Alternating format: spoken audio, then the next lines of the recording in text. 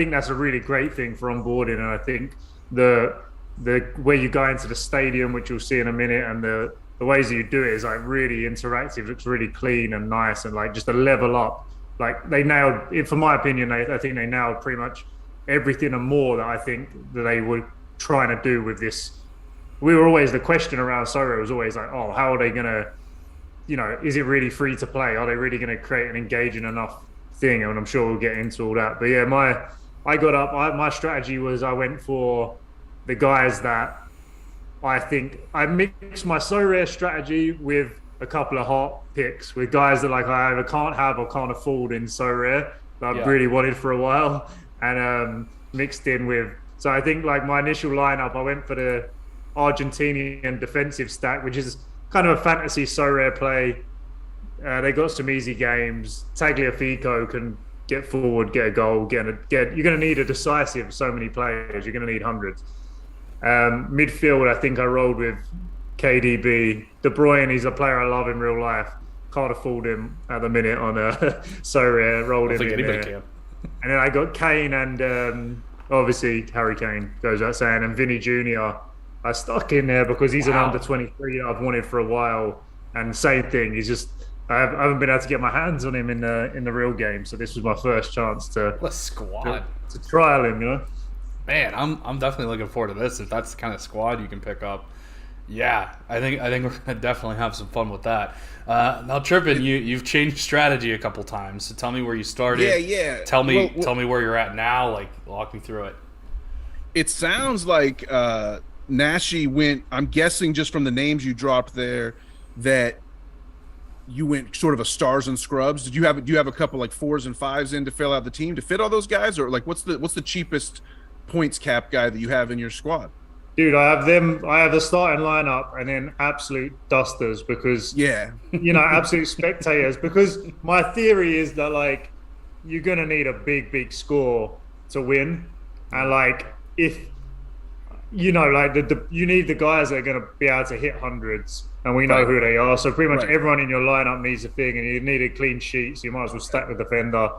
Kind of so rare. That's what I mean about so rare knowledge as well as you don't need a guy that can't hit 100, can't score a few goals, a goal or get a couple of decisives is effectively worthless. And like my choice was like, all right, get rid of De Bruyne and get 2 more speculative mids. But I'm all enough. If he gets injured, one of them gets injured, I'm absolutely there with my pants down. But that's the risk I'm going to take. Well, what are the odds they get hurt in the first game, or the second game? So, how much did you kind of prioritize like the group stage versus the knockouts? I just went straight group stage, so I can project that. I know that they're going to be there. It's probably for me, it's the most efficient way to spend my time. But I do think that if I reconsider, I might rejiggle up on that idea, because I think there could be some value looking long term. I'd like to hear Trippin. I know you're a big fantasy guy, and my concern with my initial thing was like, how much do you think having like a differential guy that you don't think many people will have is going to be? Because like every idiot under the sun, including myself, and go, Kevin De Bruyne, bang. Messi, bang. So exactly. Like, how do you say no to Messi? Our guy Jorge's in the chat. He said Messi times 5. So right, if you could. It's interesting. The whole chalk versus differential is like a huge facet when it comes to DraftKings fantasy soccer and FanDuel also. So like, how are you gonna separate yourself from the pack?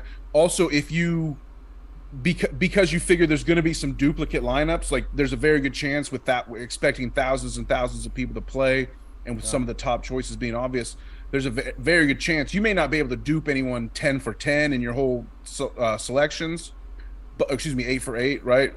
But you might be able to dupe somebody 5 for 5 for sure in the team that you build.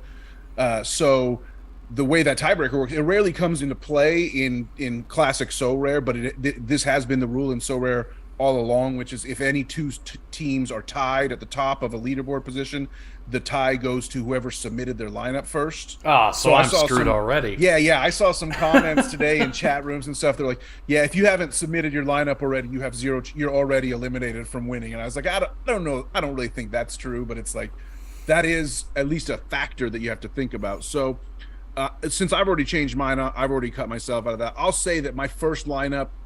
So I built a lot like you, Nashi, in terms of just going pure stars and scrubs. I had 3 guys that were rated excuse me, I had 2 guys that were rated 5s. 5 is the lowest, and I think Messi's the highest at 23, 24, and you have to pick 8 to fill up 100, right? So you got to get some balance in there. Yeah. I had Messi, I had De Bruyne. I had Messi, De Bruyne, Neymar. I had Messi, De Bruyne, Neymar, and I think I threw in Marcos Acuna and then like a really cheap goalie just to sort of fill it out. And I looked at it and I was like, it looks good. I mean, you got Messi, you got Neymar, you got KDB all in a lineup together. I mean, it felt amazing.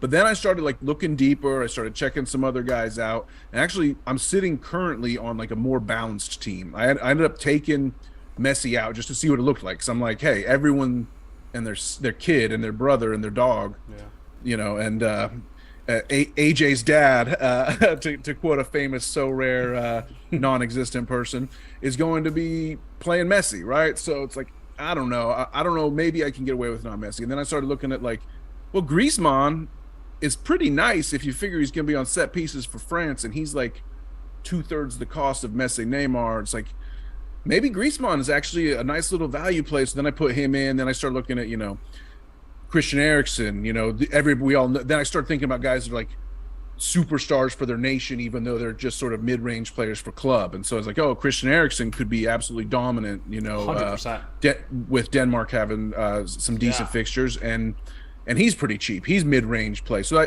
I actually am sitting on more of a mid-range team right now. And I took out of my squad, I took out some of the guys, like 2 of the guys that were 5-pointers that just have no chance to play. And I right now, I think the cheapest one I have is like a 10-pointer guy. So it's I'm screwed if the whole tiebreaker thing comes into it. But I do think that what tends to happen is that differential tends to win in DFS, in fantasy sports. For one reason or another, something's going to happen. And I'm not saying like putting Messi on your team you're going to lose or you're guaranteed to tie, but like I think be willing to look outside Messi, because there's a lot of different ways you can build a team. And the other thing I would just want to say, and then I'll quit talking and get off the mic here, but I'll turn this back over to Chris, who still has to build his team. But you asked Chris about the difference. Were you plotting for the group stage or like looking ahead long term? I only looked at the first fixture. I don't even care what the rest of the group fixtures are. I built my team based on everything for match day 1, because you win prizes. Yeah. So there's going to be a stage at the end of the group stage. They're going to give everyone a chance to get more cards to add for the knockouts, but you can also get extra cards in advance. You can get match day 2. The way I understood the rules, maybe I'm wrong here, but like you can gain cards into your squad from winning prizes. So I'm like, let's just focus on the first fixtures.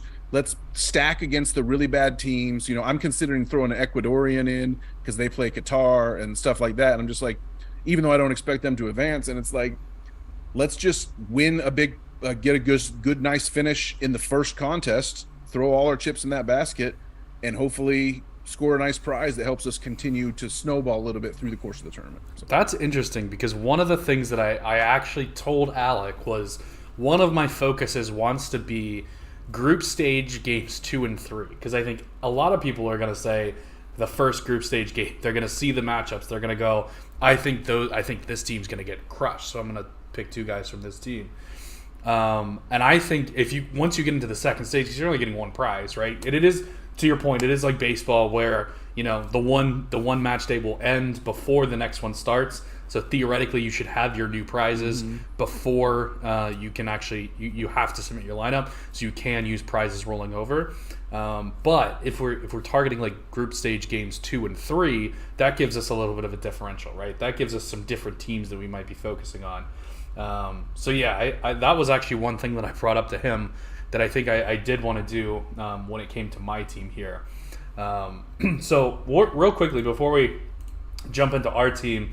Our guy Jorge is in the chat here, and we're going to rate his team, right? All right. So he says he went Mbappe, he went Neymar, he went Osorio, Thiago Silva, and Hugo Lloris. What do we think about that starting 5? I'll start with you, Nashi. I mean, it's the taking part that counts, Jorge, right? I'm glad to have him in there. Taking part that counts. Amazing. No, I mean, don't it's not pull any punches.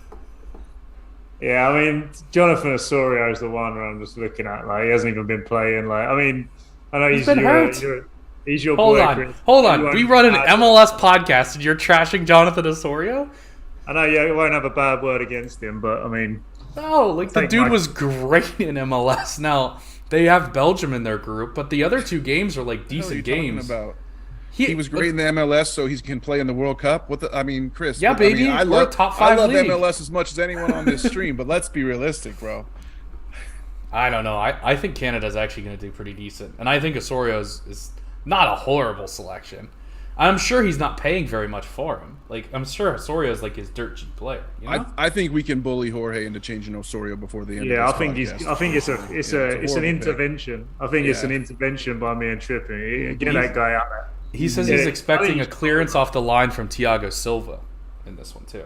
So what was the other midfielder that goes along with Osorio? he played one in midfield. Neymar and Mbappe. Okay, and then who's the others? Who's the second? Who's the other midfielder in the squad that he didn't put onto the team? Oh, he just has 5 players listed. I don't think he has anybody Yeah, else in yeah. his squad. So There's 3. You'll end up with Yeah. what 3 subs, right? yeah, yeah. We'll see. We'll see I how don't that know. works out. But I would say I don't know how many points against I the know cap for sure I'm Osorio thinking is, Osorio but now. change that. Jorge, delete this tweet right now and just go. Fix Make your sure life. no one Let's go. sees this, please. Yeah. You're ruining the credibility of all things Big time. sober in the States. Mm-hmm. Oh my gosh. All right, let's get into it. So we're gonna flip over. I've got a new screen here. We've got our laptop up. You guys can't see it, so I'll just have to kind of describe it to you as we're going. But we've got Global Cup. We've got the option to build our squad. So I don't know if you guys pull up like the squad builder on yours. Yeah, so you can see all the I'll point reshuffle totals? my team. I'll As we're going. redraft, but then I won't actually confirm the redraft changes. So. Yeah. Or maybe I will. So also one more quick strategy thing, right? How much are you putting into the fact that you get to keep these cards after? Like, are you taking like a Vinny or a Kylian Mbappe just because you get that card after the World Cup is over? I didn't put any thought into that. I'm thinking Zidane, not making Zidane in Marseille in a few weeks. I'm going for the win now. That's all I care about. After Right. they get rid of him, it's like that's what I'm thinking. The here and now. So that prize pool, that's the overall prize pool, right? That's not the week 1. There's a doubt there. Yeah. Like I'd take winning the Zidane prize pool over winning every single week with the ETH. Mm-hmm. Like that's priceless for me. Like that's Yeah. honestly, like I was like, that's cool. It's really great for the product and onboarding and Sorare and everything. And then when I saw the Zidane thing, I was like, wow, that's a new level. That's really cool. That's priceless because you get what that means is basically you get, like I'm out here in California and I'm talking to people about things and there's a lot of wealth around and people can pay for what they want. So if you're playing a game and you're trying to get people interested and you're like, yeah, you can win the X amount of money. Some people that does it for, and other people it's not. The game has to be fun. They have to be engaged. Whereas you say to a sports fan, this time you can play football, one of the biggest legends to ever play. It doesn't matter whether the guy is worth 500 million. He can't pay to do that. He cannot pay to do that. The only way he can do that is by playing Sorare. And whether that might be a shoot around next season with the Lakers, that at practice, it might be something like that. We don't know where that's going to be. But when them things get introduced, now that transcends any sort of monetary ROI, any prize pool. And I think that's the first time. Like I know they talked about it a long time ago, but that was the thing I'm most excited about. I'm sure you guys got some takes on that too. Win a chance to become best friends with Zinedine Zidane. Who wouldn't want to go for that? Yeah, I want to see man. the bicycle kick. Be great. Zidane was like the guy when I was growing up. Like he was like World Cup '98. Oh man, he was the guy. So yeah, that's amazing for me. That's what I'm going for. I'm not thinking beyond playing a 1-2 with Zinedine in Marseille. What are there going to be 150,000 people that play this, and you only have to finish first? Yeah, good luck. We've got Chris, our guy John. I already run Allison, TAA, Kimmich, Messi, Mbappe in my Commons casual lineups anyway every week, so I don't need to That's worry true. about keeping the Commons on the back end of That's things. I fair. already have elite ones. So. That's Humble fair. brag. Let's go. Yeah, we've King of got that, our for sure. we've got our guy John from Predictology in the chat. So what's up to Nice. John? He's getting legend. up early this morning out there in Asia. So yeah, what's up to my guy? Let's get into this though. Like I've got some guys. Hopefully you guys have got this pulled up by now. I do. We've got some forwards. So how do we want to go about this? Let's see. Let's take a look at the groups first for the World Cup. Let's take a look at the groups. So we want to target the second. The best thing you can third do is open up games. the Sorare calendar.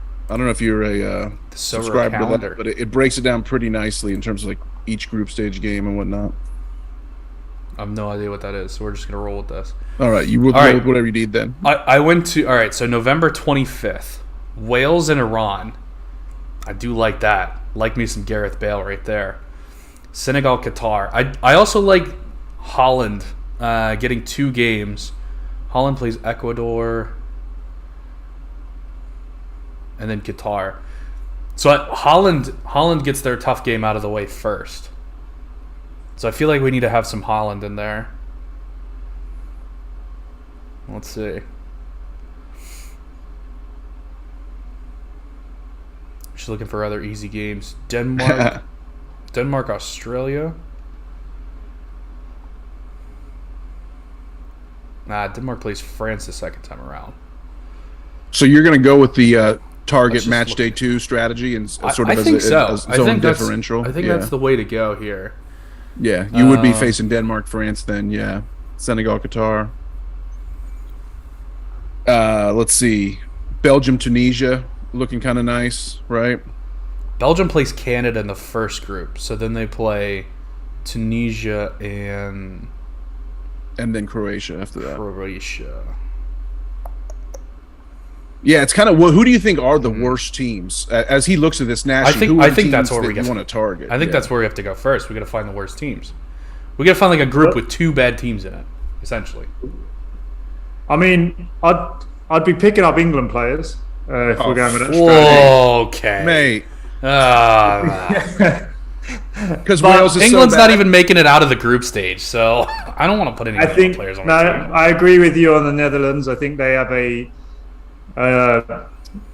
think there's a lot of goals in that group. Like Senegal are dangerous, but they're more dangerous going forward, or they were without for the injuries. Ecuador and Qatar are just going to be whipping boys, aren't they? Let's be honest. They're by far the worst team in the tournament. So you only actually need, you've got a legitimate chance if you've got a Netherlands attacking player that he's going to bang 2 or 3 decisives that game. Yeah. You know what I mean? It could be Yeah. a silly score. So I think the Netherlands are a really good team to target for the group stages. I fancy them to get goals in every game. I was being semi-serious about England, where like the US and Wales, I think they can give them a tough game, but I think the US are similar to what I just said, where they have some good attacking players, but defensively, I'm not too sure about them. I think if they get a result against England, it'll be like a 3-2, 2-all. I don't mind I don't mind like a Harry Kane, because I feel like he's going to score no matter what. But I Yeah. don't really trust any other England attackers. You know? Yeah, the problem with England is there is competition for them all them other places aside from Kane. So Right. I'd stay away from them. Kane might be like my superstar, though. You know? Yeah, and when I was thinking now, I almost feel like I need to put Declan in my team now and get rid of KDB just because of the differential. I don't think many people play. But Declan is so defensive, though. He's not going to score points in so rare. Yeah, Someone was talking to me about Pierre-Emile Højbjerg, and was like, he's so defensive that like. Yeah, you're- but talking of a differential, if he does slide one through to Kane or one bobbles to the edge of the box, he's getting 100 for sure, And not many people are going to have him, I don't think, compared to Kevin De Bruyne. So maybe that's a strategy I got to look at. And yeah, like that's kind of the fantasy aspect of it, That's the fantasy question. I like Denmark because they get Australia and Tunisia. I like both Spain and Germany, and I guess France too gets the same as Denmark. I like Spain and Germany. I think I wanna stay away from Japan. Japan. I think Japan will be a tough side. I'm not Really? sure. Yeah, I don't think Japan are going to be. I think they're going to be competitive. You They think got they'll really get good points in that group? I think Spain's one of the most overrated teams in the tournament. I know you strongly Oof. disagree. Okay. We can bypass it. We can get into it. I don't know what you want to do here, but I think Japan. I think Spain are overrated and Japan are underrated. Let's put it that way. What about Group H? Like I'm looking at Uruguay against Ghana and South Korea. Ghana Or Portugal. doubt Ghana at your peril, bro. Yeah, Yeah, but Ghana's not as good as they used to be. I don't think Uruguay are that good. They got Fede Valverde is an exceptional world class player. Obviously, Darwin Núñez is a decent player, but I don't think if it's relative, right, to these other situations. Mm-hmm. If you've got a France against Tunisia or a Uruguay v Ghana, I know what's looking better for me. So I do think that Uruguay should be favoured to get through that group. Just after Portugal there, but I don't think Ghana and South Korea are in the same category as a Qatar and a potentially relatively a Tunisia and France. Here's the other thing: we could go Senegal and Netherlands and just say Group A is terrible and take 4 players from Group A. But I don't think Ecuador are much Seems to worse cap your upside. Yeah. I think you go for Netherlands and you line up. If you go for Netherlands, this is what you do. You line up another team. The game week they play Qatar, you find the next mismatch fixture and you try and load up a couple guys from that team and you basically play for that game week. That would be England versus Wales. That sounds pretty they play mismatched the last to me. game week. They play the last game week. So U.S. versus Iran is that week. France versus Tunisia is that week. That's the one, yeah.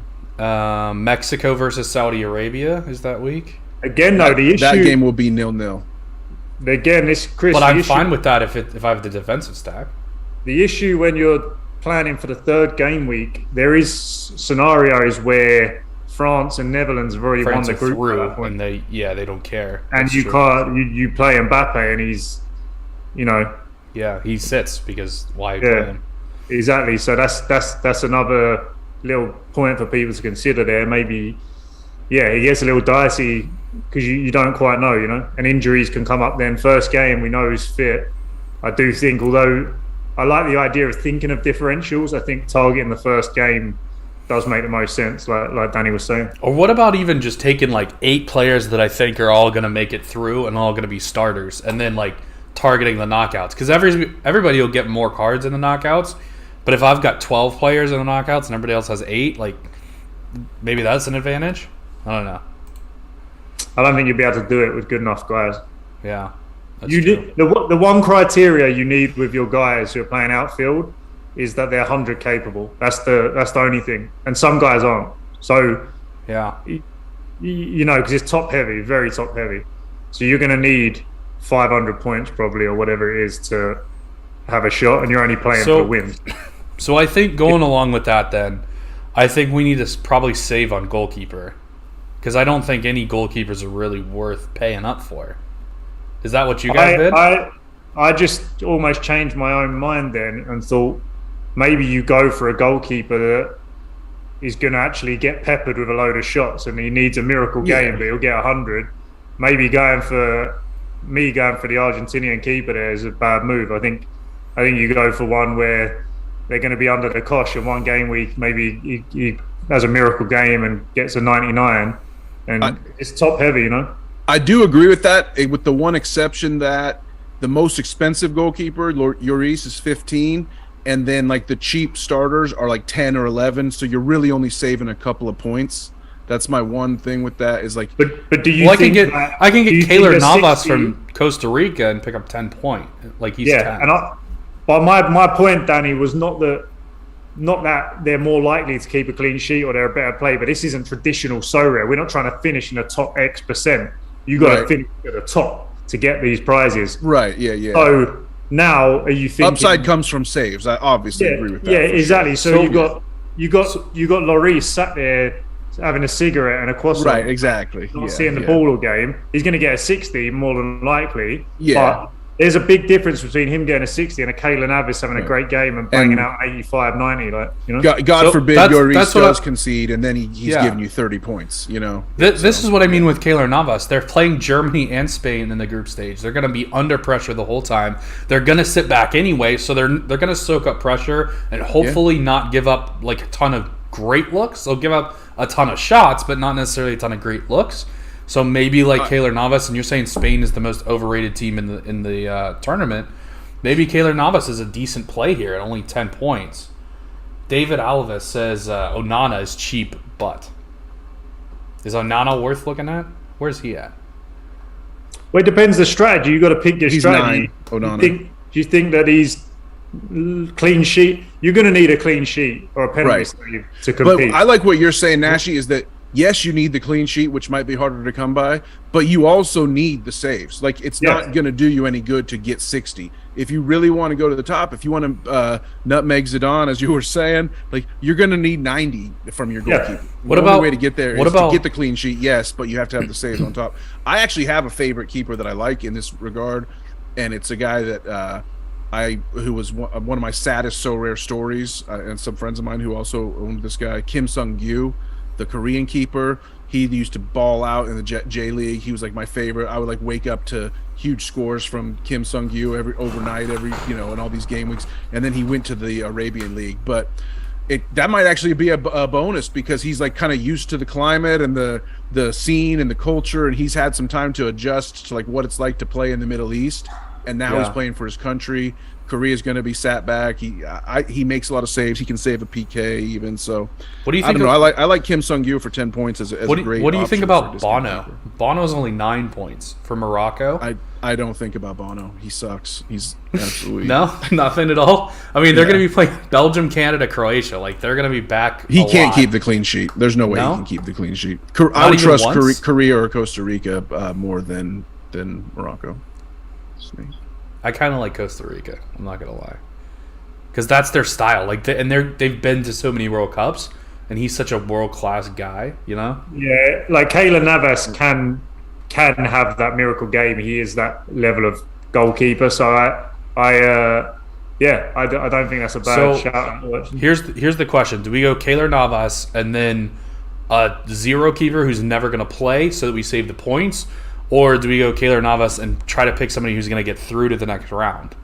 Because, like, am I just going to be stuck in the knockouts with no keeper if I take Keylor Navas? I think if you get Navas for the group stages, you probably... I mean, when you're looking at it here, you probably do want to have an eye on progression there, and maybe that's the hedge. Like, you've what about Matt Turner? I don't... What you could do, though, is like that's the toss-up. You probably want to gamble on Croatia or Canada keeper, but you could get absolutely shafted doing that.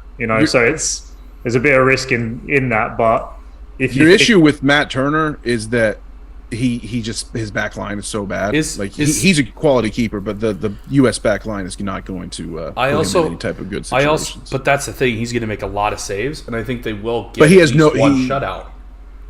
They're playing Wales and Iran. Like, Wales and Iran are not. I would think they have a pretty decent shot at shutting those two teams out. They might. What about Cillessen? Is he the starter for Holland? You don't know. You can't touch the keeping situation there. They're not. Yeah. I have a Cillessen super rare and a Bijlow rare, and I'm kind of hedged, but you might just pick Flecken. I don't even know. And Flecken, yeah, exactly. Yeah, you can't touch that situation. You said Mexico was going to be in a 0-0. How about Guillermo Ochoa? Memo Ochoa is a he's a World Cup legend. Yeah, he's a World Cup legend for sure. There's so many guys. Yeah. I think we've definitely hit on a good strategy, though, for anyone that's listening and wasn't sure which way to go. I think we've all kind of come around to agreeing the same point that whoever you pick, it's better off to invest in sort of these 10 or 11 keepers than to go up to the 15s for sure. For the big scores. To answer your earlier question, Chris, I would say don't be afraid. If you have a keeper you like for all three of their games and you know they're going to continue to start, then don't be afraid to just go all the way down to the bottom and blow off your second keeper to give you more Yeah. points for the other spots. I think because I when you think- get the bonus cards for Yeah. they're going to give you another chance to get more cards in the knockout round, and you can just pick up a keeper then. But that's the thing. Am I going to get to pick cards then? Because I might just be given 4 new cards. You know, like I might not get another keeper. There's a chance, and even if I do, he might be a guy that's already been knocked out or is a backup, et cetera, et cetera. I kind of feel in Guillermo Ochoa, to be honest with you, because like I like Mexico. I like Mexico getting out of that group. Poland is kind of tough, right. But I think 0-0 with Saudi Arabia is very possible. They'll get smacked against Argentina, but that's fine. So let's go Guillermo Ochoa, and let's go with a no name at the bottom. Is there anyone that like is a no name that has a chance?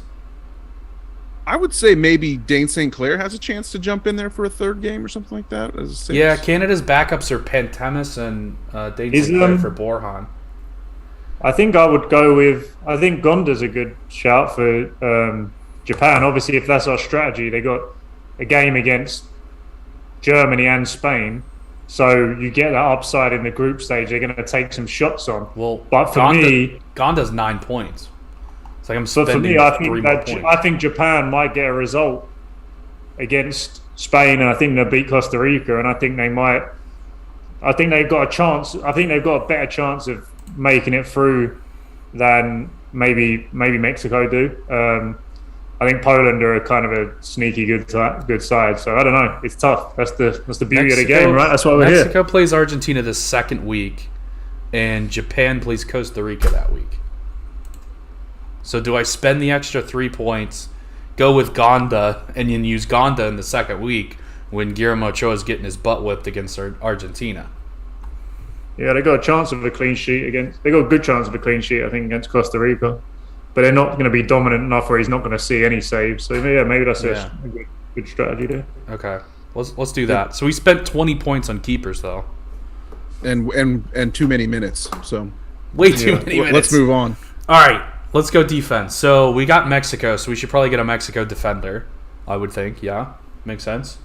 Like a Mexico and a Japan defender, and kind of just use that stack. Nashi mentioned stacking, which makes good sense. I just wonder who you're going to get on those teams. I almost feel like you're kind of going to save some points. That's for sure. Yeah. I mean, Mexico's got 1, 2, 3, 4, 5, 6. Mexico's got 6 defenders, and 4 of them are 7 points or under. So if I can pick out which one's going to start, sure. I'm getting that stack and saving a whole bunch of points. Yeah, I don't think you need to stack a Japanese defender though. Even if you went Gonda, because you're not really going to play Gonda, so it doesn't really matter. No, I'm going to play him in the second week. I'm going to play him in the second week when Japan plays Costa Rica and Mexico plays Argentina. I just think you're killing your upside if you I mean, you could get Maya Yoshida or Hiroki Sakai, but I mean, do you really want to do that? I don't think so. I actually wouldn't stack. Sakai's only 8 points. I'm only playing 2 above the minimum for Sakai. I'd pick up I have a different strategy here. I wouldn't pick up the goalkeeper stack for them teams because there's a fair chance that they're going to get knocked out. I'd now pick my 4 guys for guys that I think are going to play through and gamble that I can either win or draft a keeper for the later rounds and not mess up. Because you stack the defenders now. Now you've got 4 guys from your original draft gone. So you're playing the keeper for the isolated upside, knowing that there's probably going to need 500 to win the thing. You're playing the keeper for that reason. That's why our strategy is that. So I think now you go in, pick a guy with big upside. I think maybe a João Cancelo is looking nice to me. But he's 15 though. Like that's a ton to spend on a defender. You got money to burn, brother. Do I? I mean, I spent 20 on goalkeepers, so I've got. Well, we know you got Osorio in the mid. Yeah, that's true. We're definitely coming back with Osorio. What if my second defender is a Mexico defender? So like I have that chance to come back. Like I'm not going to spend anything on a Mexico defender, but I can still stack them. I think in your the second group stage. defender should be a 5-point nobody because you're gonna stack your extra. Well, that's what I'm be a getting forward or a basically. mid. Yeah, I'm getting a 7-point Mexican defender who I can stack with Ochoa on the 2 weeks that I'm going to play Ochoa, and I'm not paying any. I'm just paying the minimum +1. sounds like a great plan. Go for it. I like Now it. I gotta figure like where out your head's at. Yeah. All right. We need you, you just Jorge. gotta figure out. I don't think there's any real Mexican defenders worth taking, but maybe. Well, we need Jorge to tell us who the defenders are, because there's 2 that seem like they're a little bit higher price, so they're probably starters. But like, who's the next defender in there, Jorge? So you got to throw that in the chat. While we're doing that, let's go forwards. Let's switch it up a bit. So we know we're targeting Holland, right? We know we're targeting France. Who on Holland's team should we be looking at? Let's go to Holland. I think Cody Gakpo. I think he's got the upside. I think he'll be on set pieces. Is he gonna? He's gonna start for sure. He's a man in good form. I think he should start. I don't see who else I don't see anyone else. Who? There's Memphis. I mean, Memphis is in play also, right? What about Memphis, Frankie de Jong? Fantasy God. He's a midfielder. Yeah. I'm just looking at because I'm going to take two Holland players. I think so. I would think forward and midfielder. Is it De Jong and Gakpo? Is Klaassen more likely to get into the goals than De Jong? I'm not sure. Klaassen won't play. Okay, he's out.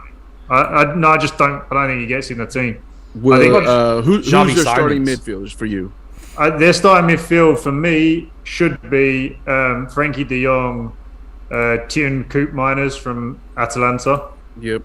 Brilliant player. In real life, he doesn't get that much. He was actually a Sorare beast once upon a time, but he's not anymore. And then I think they'll play. I think they might play wing backs. So I think they'll do wing backs with 2 people sitting, and then they'll have 3 of their attacking players, or maybe like a Bergwijn, Depay, Gakpo, Berghaus, Depay, Gakpo. I think Gakpo and Depay are the favourites to be definite starters, and they've got a lot of other guys that can mix in there. But that's just my take. I'm not an expert. You think Gakpo would take sets over Memphis? It's close. Close. He's more in form. He's been ridiculous at him this year. I think he's dished up about 8 or 9 corner kicks to set against a bunch of farmers. But yeah, you're not wrong. Does Frankie? They're going to be playing some farmers in the World Cup. So yeah, does Frankie de Jong sit too deep to be useful for Holland? I wouldn't. I think their best midfielder, if I had gun to the head, I'd take Koopmeiners, because he's a set piece specialist too, and maybe he gets on one, maybe he's taking corners, maybe Depay's out of the mix. I don't think though that when I'm looking at their midfielders, it doesn't excite me, to be honest. So maybe there's a different strategy there. I don't. Is think it Depay and Gakpo? Get 2 forwards and play one in the extra in your lineup. Yeah. Depay and Gakpo. Why not? Yeah. You can play them together, so you might as well. We'll go there for now. All right, so midfielder and then defender. So we've got 4 spots left, so we can average about 11 points per. And I think we'll probably spend up on at least one big midfielder, and then try to save some on the 2 backups for midfielder. Yeah, and defender, I mean, with you said what's the budget? 22. I have 46 left for 4 positions. Oh, okay. Yeah. So I got to spend at least 12 on. You haven't 2 isolated spots. You haven't found the perfect Mexican defender yet and plugged him into your lineup.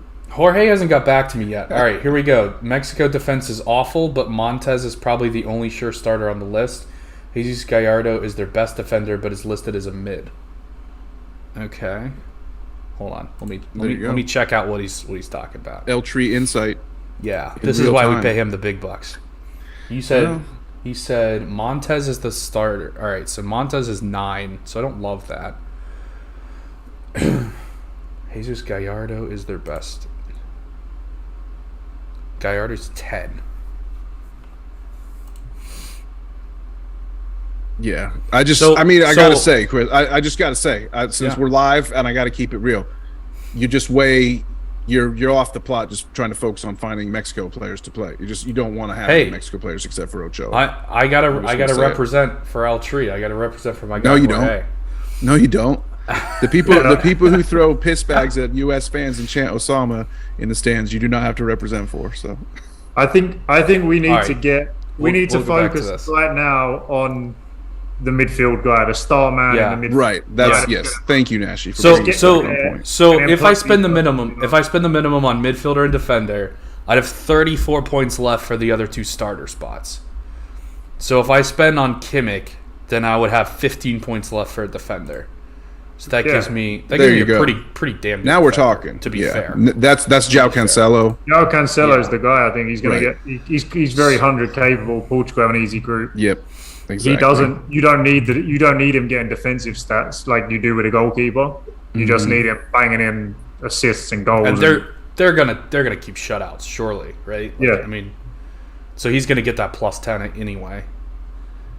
yeah. So I think we've fallen on it. Is everybody gonna take João Cancelo though? That's the thing, you know.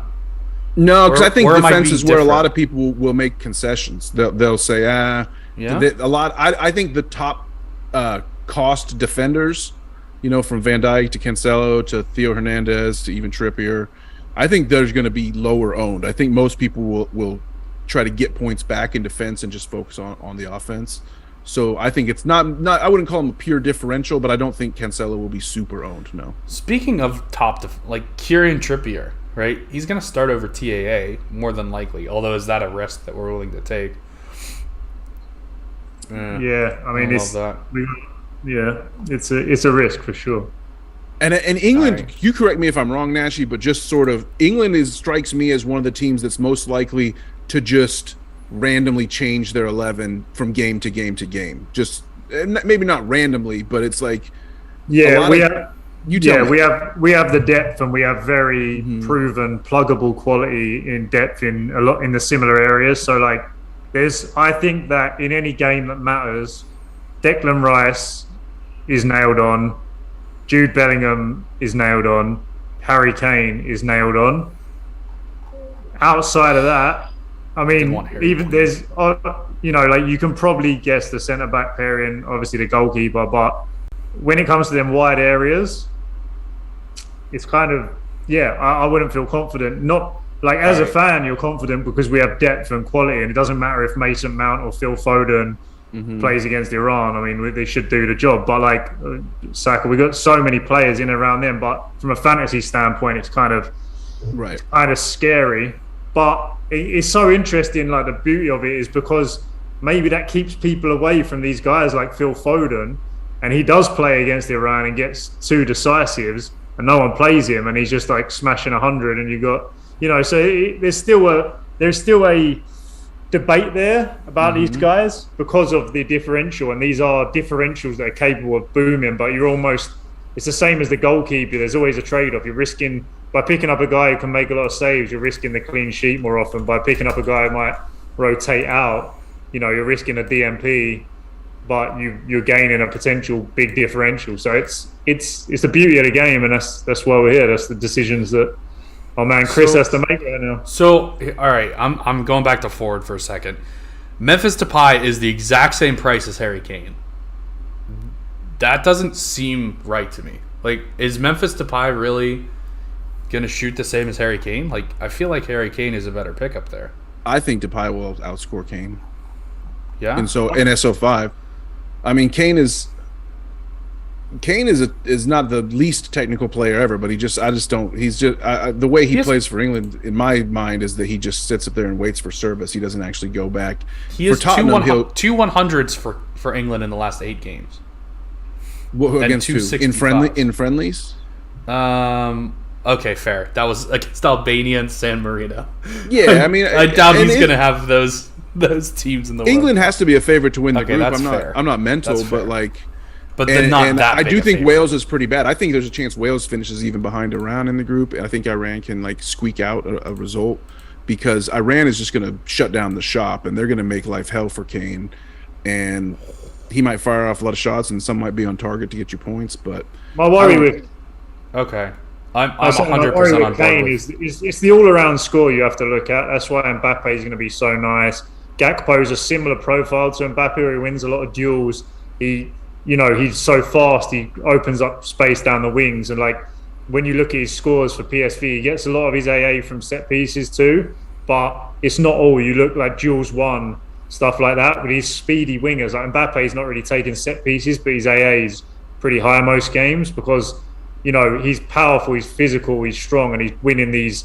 He's taking people on and he's getting points racked up for that. So whereas Kane, like Trippin saying, ain't going to do that. So the player's upside is if he's on set pieces, penalties, and then playing him with Gakpo is like Gakpo squares one back to him when they're winning 7-0 against Qatar, and they both get a hat trick of a So size. Depay, it says injury thigh problems. Do we know if he's fully healthy?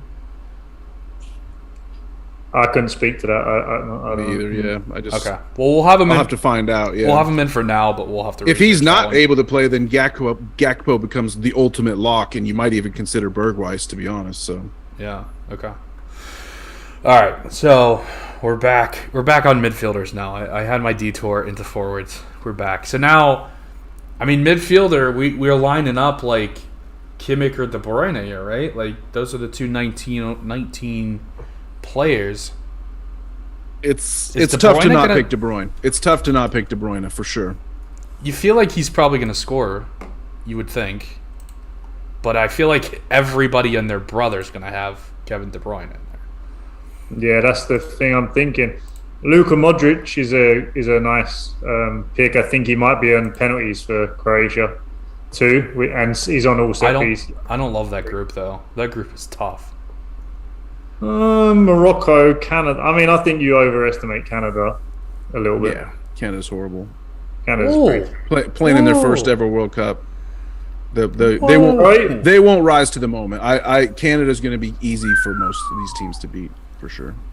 They got some talented boys on that Canadian team. We'll see. Belgium will embarrass Canada. Croatia will outclass Canada, and we'll see what they can do in the third match. And it's Modric's last World Cup. He's the captain. He's gonna, I think he's gonna. It's a he's rude gonna want to awakening. be in and amongst it, and he's want to be a protagonist. I think I'm not saying he should be picked over De Bruyne, but I think he's a interesting one. I think he's obviously got the AA where if he gets a decisive, he's going to get 100, and if he's taking free kicks, penalties, he can score from open play. It's not like he can't. So that's the kind of profile I'm looking for there, and maybe, I don't know if Kimmich is on sets for Germany as well as Bayern Munich. He probably is, but I'm going to tell you my lock midfielder, who I just think I have to play, and you can agree or disagree, but it's Christian Eriksen for 15 points. Just with the first match being against Tunisia, the last match being against Australia, it's too nice, and they should be able to advance. It's obviously the match against France is going to be tough, but I don't see any way they don't advance to the knockouts. So you're getting some long term there with Christian Eriksen, and I'm not going to say that he has 100 potential against France, but I wouldn't put it out of his range to rack up 20 AA against France, even just trying to win balls back in the midfield. He's a player that doesn't stop. He's not. I don't know, dude. Christian Eriksen hasn't had. Actually, no. Okay, so the last game they played against France, he had a 30 AA. Before that, he hasn't had more than 10 AA in any international game. But he'll be on all the sets, and but he's going to crush against Australia and Tunisia. Like I really like him for this tournament. I think he's almost a lock to be in my lineup, whatever other tinkering that I end up doing. Yeah, I mean, I think there's two very good fixtures there. I think he's a similar profile to Modric, where he's technical. He shouldn't be giving the ball away all the time. He's going to be in and amongst the set pieces, and then he can score from open play. He can score from open play, and for Sorare, that's the profile of midfielder that I'm really looking for. And I think he loves to shoot. Yeah, he fits into the category.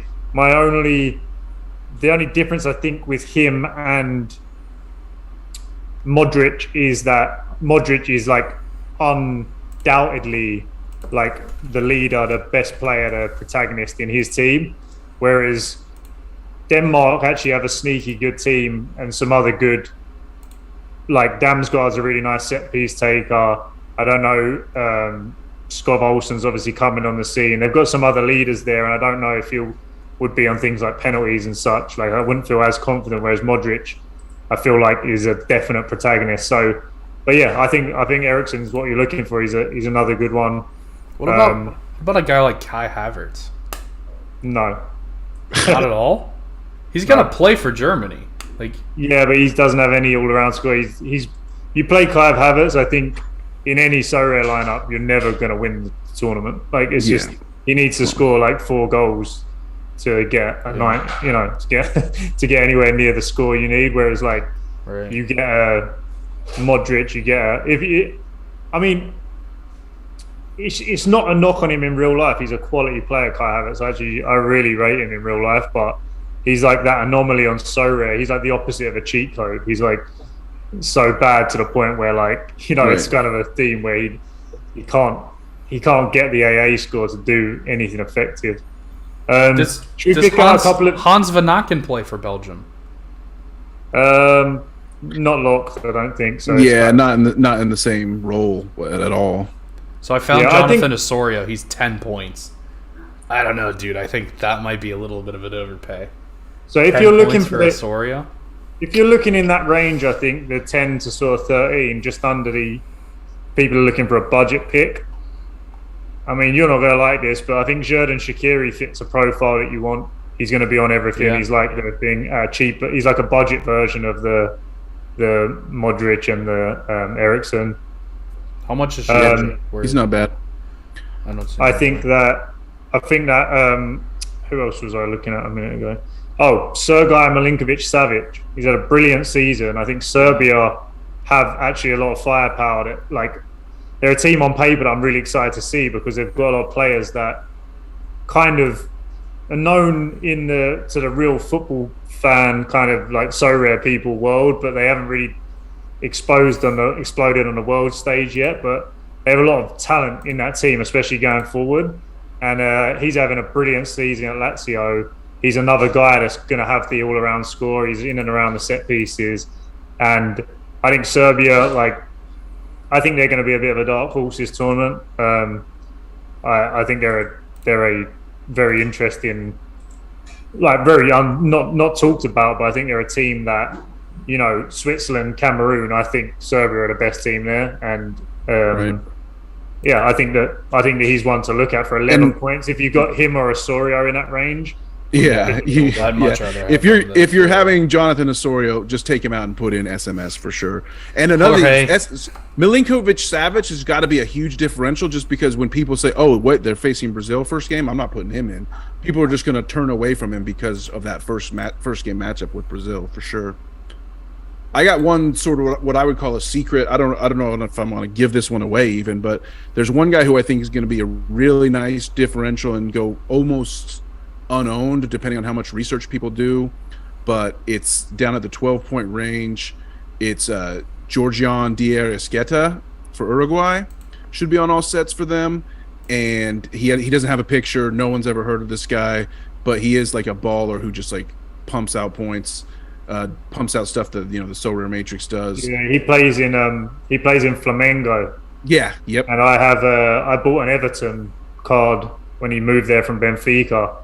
And Everton's a really good, Flamengo are a good size to have, but he can't get in the team because I don't even want to try and pronounce Arrascaeta, but he's a brilliant number 10. He's like an attacking midfielder. He's like exactly what we were just broken record, but he's like a Sorare Matrix thing. So I think that's a really nice pick there. Yeah, and no, people don't know who he is. His name on the game. One thing there's very few things to complain about with this World Cup game because it's awesome, but there is some weird wonky things with if last names were long, instead of going first initial last name, they went first name last initial. So you got Calvin Phillips is under here as Calvin P, and stuff like that. So you got this guy Georgian D, and the D is for DE space Arrascaeta. So it's it's like no one's gonna know this guy, and like I honestly I think legitimately if anyone's just listening to this stream, it probably will pump up his ownership more than it would have been beforehand, even if one or two more people put him in that wouldn't have, because Don't worry, he's a little bit cut of a this secret part pick. out. It'll just be for the live people. The people that watch deserve a little bit of our true knowledge, and I hate to give away stuff, but I got to be real to myself. And this guy will probably be in my lineup alongside Eriksson as an option. I got one more guy who's better than Jonathan Sorare for the price, and he actually is a bit of a Sorare OG, and that's Gregor Krychowiak for Poland. And he's exactly this. He's more of a Kimmich. He's a poor man's Kimmich. But if you're looking for that 9-10 point range and you need someone with upside who is going to have some fixtures that make a lot of sense, they're playing Saudi Arabia. Mexico's defense, like we said, isn't fantastic. So for people listening and they need to plug a sort of in that 9 to 10 range in the midfield, and they need a guy that maybe they can plug in, when they're playing Saudi Arabia, Poland should be heavy favourites. He'll be on all set pieces. He's got a top quality striker obviously ahead of him. So I like him. I actually bought one of his cards for the tournament for dirt cheap for the actual game, because it's a few games, but his price is just nothing right now, and he can get hundreds. If you look at his scoring, especially when he was in Russia, he's very 100 capable, and that's kind of the theme that we're looking for. I got to say, if Tite is listening down in Brazil to this stream, putting his squad choices together, please play Bruno Guimarães over Fred in the central midfield. It's your best chance to win the tournament, and we're all tired of seeing Fred in the Brazil. Yeah, Fred gets some hate. Bruno G is like the best midfielder, like one of the best, box to box guys in the world as far as youngsters, and these days playing for Newcastle and can't even get in on the pitch for Brazil. It's pathetic. I have by far the best 6 you can get, Chris, as well, and it's Mitoma, Kaoru Mitoma. I don't know how he's a 6, but Great call. He's fantastic. He's been lighting up the Premier League of all places. He scored against Arsenal in the EFL Cup. So rare OG. He gets big, decisive. He's a quality player in real life. We talked with Quinny on the stream about him, and he's a cheat code for the squad because, hold on. First off, what position is this? What are we talking about? He's a midfielder. Scroll to the bottom. He's got no picture, and it's Kaoru M. So he's another one that falls into the sneakies. What Trippin's saying there, but he's a class player. He'll be on the Japanese team, I'm certain of it. And so he's on the Japanese team and he plays in the Premier League? Yep. Plays for Brighton. He's been balling since he came into this. He's 6 points? And he's 6 points. Yeah. Damn. All right, we're definitely on him. That's a mispriced common card. The classic misprice. We love it. Yep. What'd you say the first name was? Caro M? No, Kaoru. Yeah, I got him. Yeah, but you can find him on Sorare data. He probably hasn't had the best scores at Brighton, I'm not even sure, but in real life, he's a brilliant player. I don't know if I was talking on stream or off stream with Quinny about him, but he's a lovely player to watch. And I mean, he's expensive. Well, he got a 92 last game and a 74 against Chelsea. So he's coming on. He's in form. All right, so if we go him, wait, do we go him and this Georgian guy from Uruguay? Diarra, I mean, if you want to, I mean, you're taking yourself out of some of the extreme upside guys, but if it fits with your budget, those are quality picks. All right, sure. Well, I can take out Georgian. You got to make some sacrifices somewhere. That's why I kind of like I can take out Georgian and I can put in I can put in whoever I want in midfield. Right, I would probably do that. Yeah, I think I would probably do that. As much as I do like Diarra, I think I'd stick De Bruyne in there. Yeah, for sure. Yeah, come on. Let's not get so crazy we're going. Here. All right, so here's the squad. All right, here's the full squad. Okay, we got Memphis Depay, we got Cody Gakpo, we got Kaoru Mitoma, Kevin De Bruyne, João Cancelo, Aaron Long, because I have to. Right. Guillermo Ochoa and Suhuchi Gonda. That's a perfect 100 budget right there, flat. Yeah, I loved it until Aaron Long made his way in. Yeah, Well, Aaron Long's not going to see the field, guys. It's Aaron Long is out here for hoodwinked, and that's it. This is Yeah, just a little for bit- you to. He would literally sue me in court if I didn't put Aaron Long on my team. That's just Getting a how little it bit goes. creepy now. That's just how it goes. Yeah, guys. you like you. This is so you can get that Aaron Long comment at the end of the tournament. Basically, is the main Yeah. motivating factor. I mean, I'm not going to complain about it. I have 20 Aaron Long limited, so I need a common. So yeah, Makes sense to me. that's where we're going here. I think. Everybody good with that? I like it. I Other like than it. Aaron Long. I mean, he can make it in there. He's not you going need to at play. least He's not going to you play, need at guys. least you need at least one American in the squad, right? Yeah, exactly. I actually do like Christian Pulisic for 12 points. I think that's a decent value. Is But he a forward or a mid? he's a forward. He's a forward. That's the problem. Yeah. He is decent value. I mean, he's Mr. Do Everything, but he may not necessarily be on sets. So it's kind of he'll have the ball at his feet a lot. He'll But I have don't the know ball at if his he'll have feet set all the pieces. time, though. So Yeah, he should yeah. rack up. He should rack up points. Yeah, I think How does he he's do a for the? he's a decent look for people out there looking to plug that range. You see how he does for the U.S. Yeah, kind of so-so. He has some okay games, and then he has some kind of dud games. Yeah, I mean, it's just tough to like compare those scores in those glorified friendlies, those Nation League matches with things once they get to the World Cup. It's a little bit Yeah. different, I feel. Little different. All right, boys. I think we're in good shape here, though. Yeah, very fun to work through the exercise and get to fire so- off some takes. so- and, so- I look forward to you changing that thing 20 times before the actual. Yeah, tournament there's starts. no way this team actually survives to the end.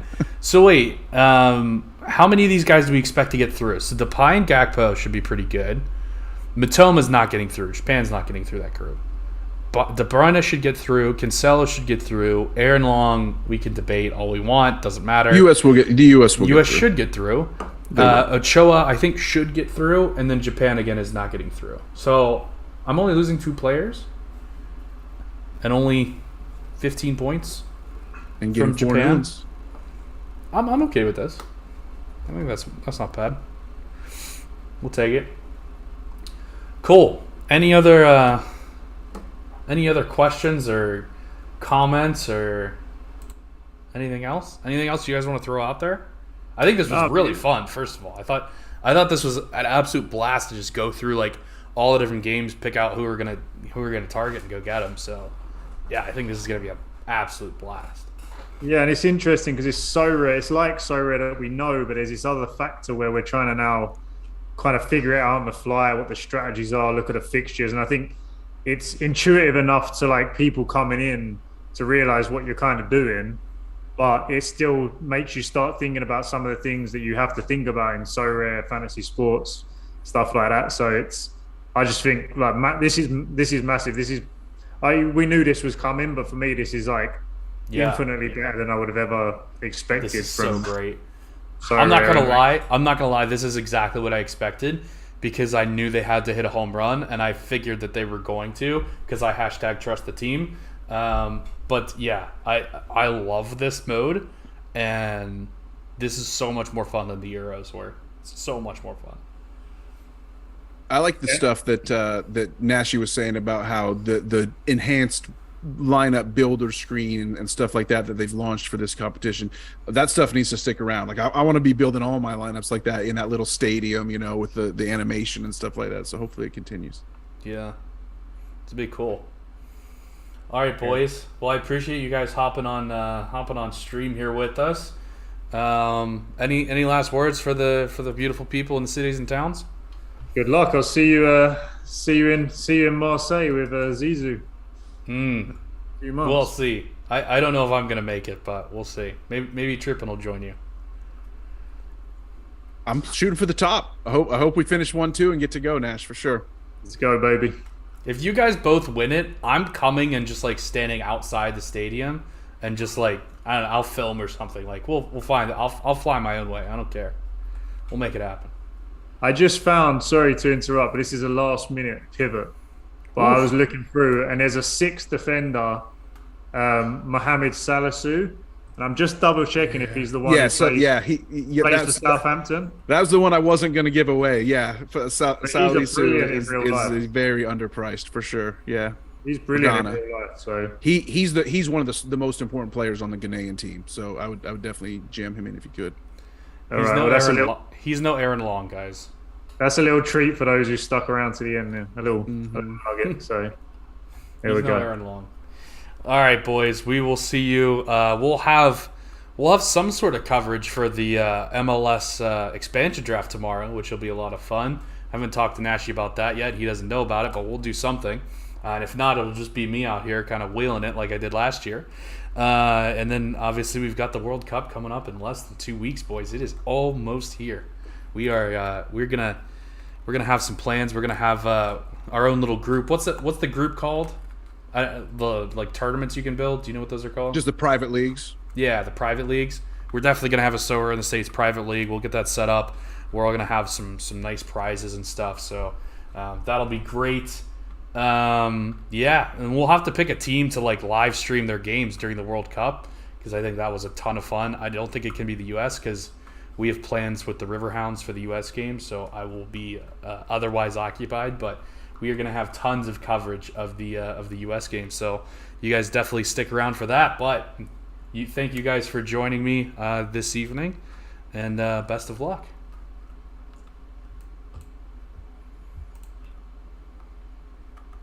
All right, we're clear.